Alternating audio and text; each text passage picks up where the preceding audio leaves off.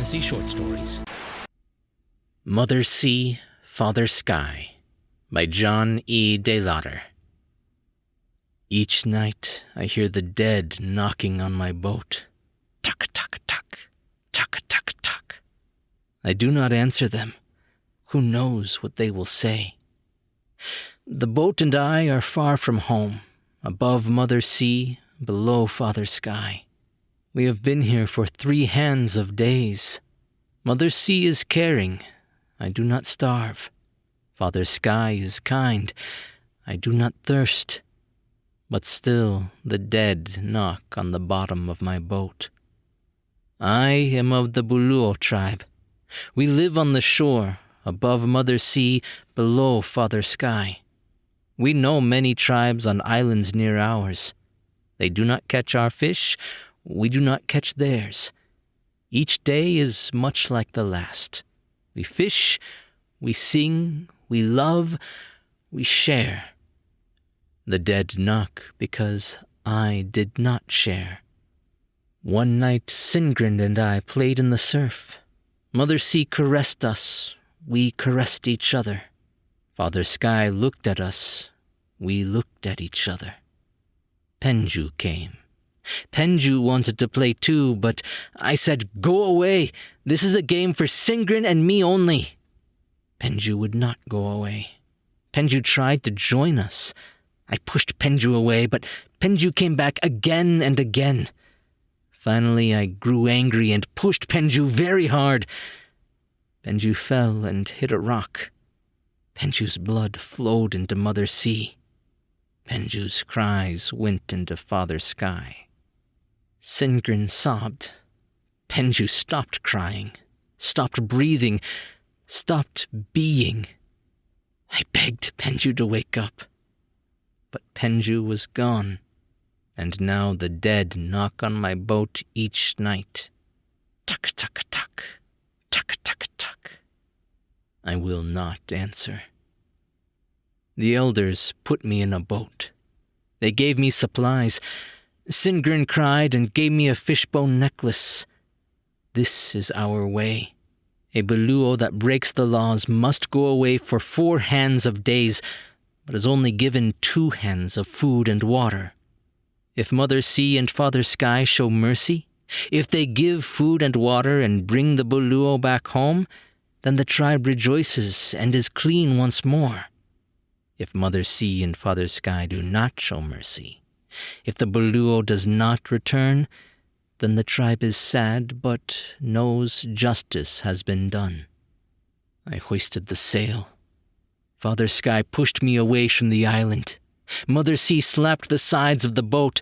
They were angry with me for killing Penju. I tried to go to another island, but Mother Sea and Father Sky would not let me. They took me far away from any land, then they left me. That was the first day. Then the first night, the knocking began. Tuck, tuck, tuck, tuck, tuck, tuck. I knew it was Penju and the other dead come for me. I curled up in the bow. I cried for Mother Sea and Father Sky. They would not help me. The next day, Mother Sea brought gap-toothed sharks to circle the boat. I could not fish. I could not cool myself in the water. I could only stare as the sharks circled. Though I had the sail up, Father Sky held his breath and would not move me. That night, the knocking came again. Tuck-a-tuck-a-tuck, tuck-a-tuck-a-tuck. For a hand of days, each day was the same. The sharks became as familiar to me as my tribe. I would joke with them each morning as Father Sky rose up from the bed he shared with Mother Sea. "Hello, old Leorin. How are your bones today? Good morning, little Nuhai. You have a new tooth, I see." The sharks said nothing. They just swam endlessly around the boat. Each night, after Mother Sea welcomed Father Sky back to their bed, Penju and the other dead would return and knock on my boat. Tuck-a-tuck-a-tuck, tuck-a-tuck-a-tuck. I clutched my ears to stop it. I sang songs to drown it out. I prayed. I cursed. I begged my uncles and aunts in the sky to make it go away. But the dead never stopped knocking on the bottom of the boat. Soon the dead began to sing to me. In the daytime, I could hear their songs, faint as a whisper. Enyam, enyam, enyam. It was not my friends, the porpoises. I have heard their songs often as I fished Mother Sea. They sing happy songs, full of love and play. I would give them a fish in thanks for their song.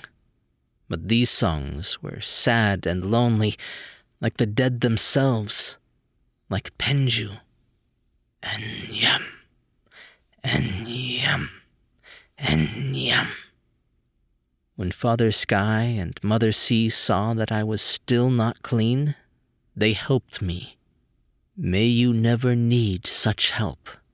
For 2 days and nights, Mother Sea tossed the boat in her anger. My water was spoiled by her tears. Father Sky raged at me in his despair. His breath tore the sail into tatters. My supplies were lost. I did what I could. I ran.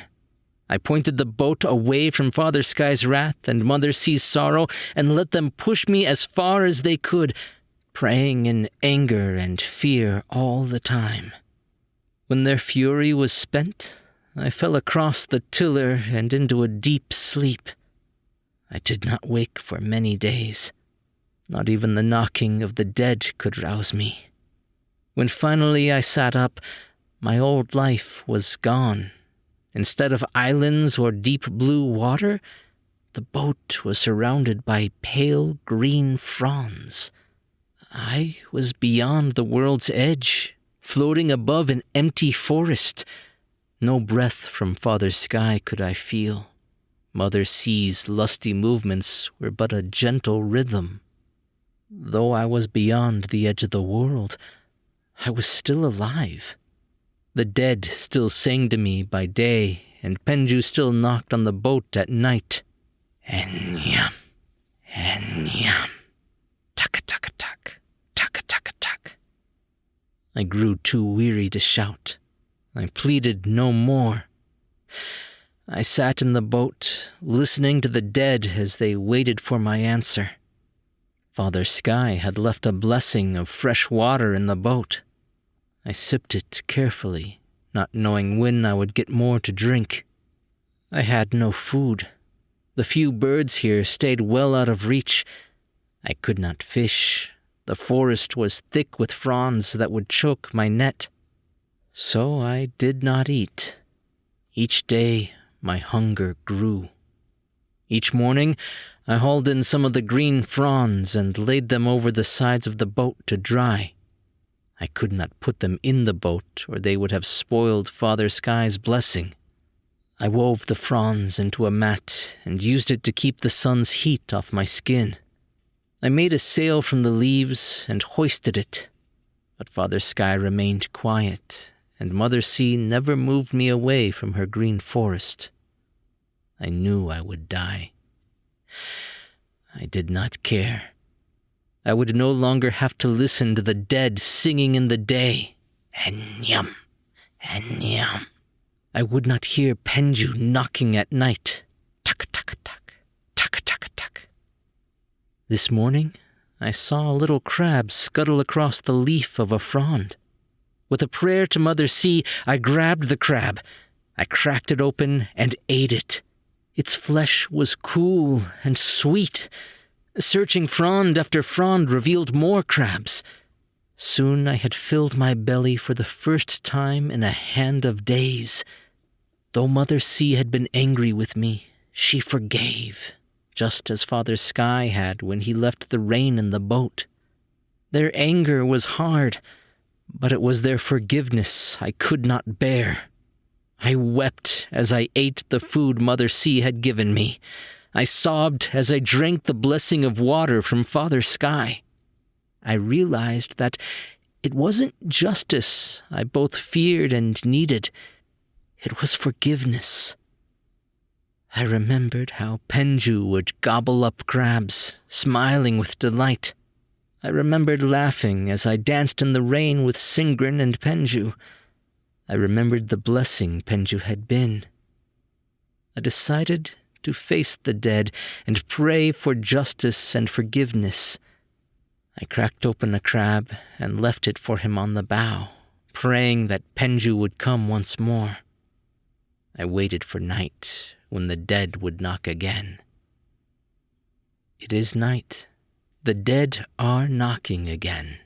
Taka-taka-tak, taka-taka-tak. The dead are singing once more.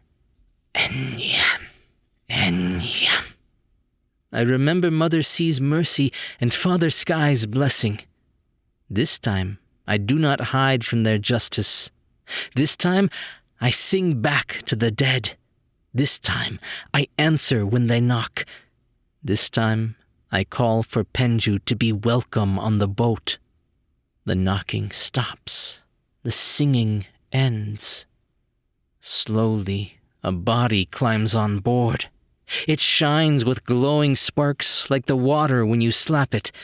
In its right hand, it holds the jaw of a shark.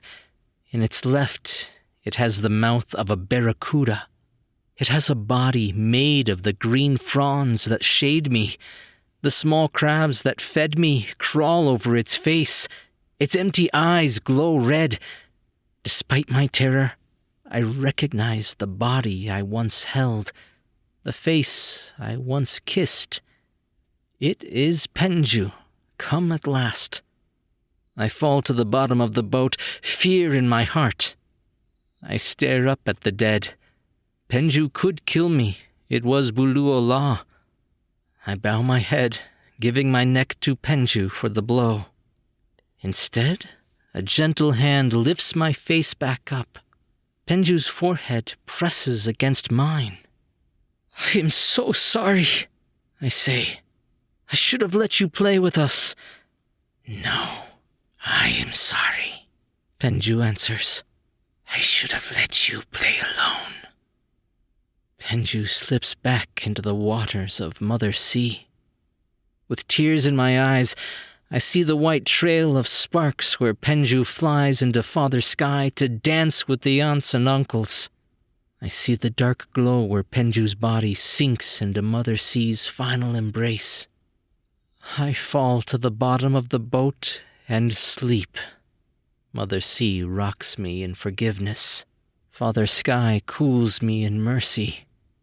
They have forgiven me. Penju shines down from their new home. Penju has forgiven me too. The next morning, I bathe in Mother Sea. Father Sky's breath dries me off. Mother Sea makes waves to slowly push me out of her forest as Father Sky makes the boat's sails flap and pull straight. I know that they will see me back from beyond the world's edge. I will go home once more to my tribe to tell Penju's story, to sing Penju's songs. I am forgiven. I am clean once more.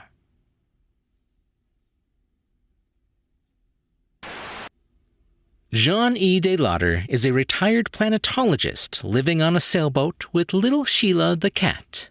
His work has taken him to all 7 continents where he has always met the nicest people.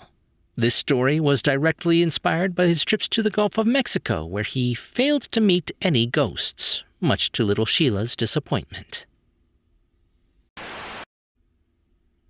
Hey guys, hope you enjoyed that story. If you did, John E DeLaughter is a returning author. He had one on the channel a little while ago called Then and Now. I'll leave a link to where you can find it. So this story was a big challenge for me because I'm not that great with any sort of native accents, and while this is a fantasy tribe in not a real place, it definitely had a native feel to it. So hopefully I did not insult anybody with my abysmal accent there. If I did, I am sincerely sorry. It was not intentional. I tried several other accents and none of them felt right. So Another thing is that John E DeLaughter had mentioned that none of these characters are supposed to be gendered, so it's left up to interpretation.